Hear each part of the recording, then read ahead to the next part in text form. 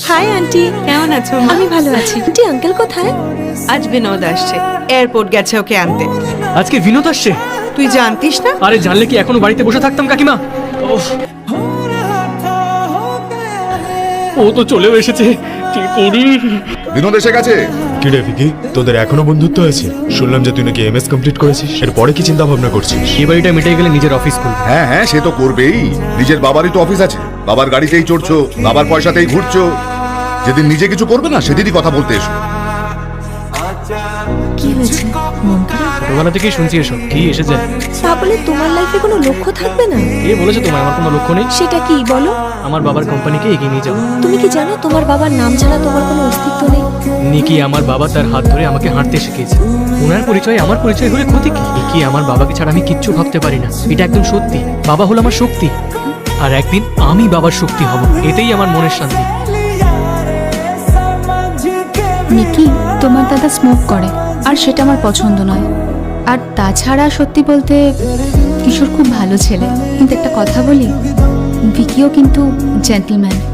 আস্তে আস্তে তুমি জানতে পারবে। কি চ বাড়ি যাই? হ্যাঁ, তোমরা যাও, আমি ভিকির সঙ্গে ফিরবো। Hi, Vicky. কেমন আছো? ও আমার ফিয়ান্সে রকি।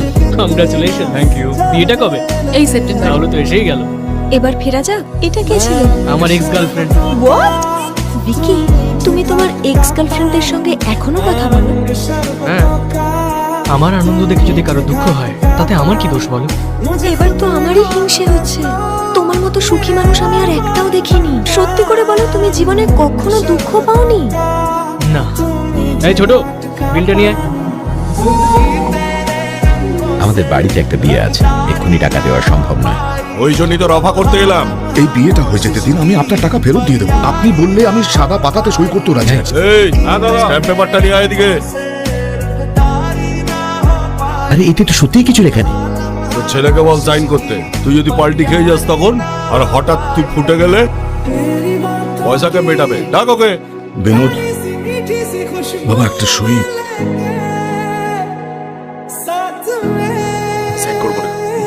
সইটা করে দে না বাবা, আমি বাকিটা দেখে নেবো। This is too much pressure for me. আমি জানি না যে কাল কি হতে চলেছে। তুমি যে ভুলটা করেছো তার জন্য আমি কেন শাস্তি পাবো? আমি সাইন করবো না। I am sorry. তোর ছেলেই তোকে ভরসা করে না, আমি কি করে করবো বলতো?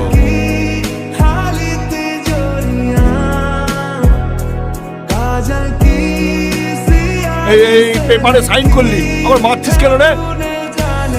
কি যেন বলবো বলেছিল লোকজনকে, যে তুমি শিবপ্রসাদের বাড়িতে গিয়েছিলে, পুরো টাকাটা সুদ সমেত ফেরত দেওয়ার হুমকি দিয়েছিলে। আর এবার বেরিয়ে কি বলবে?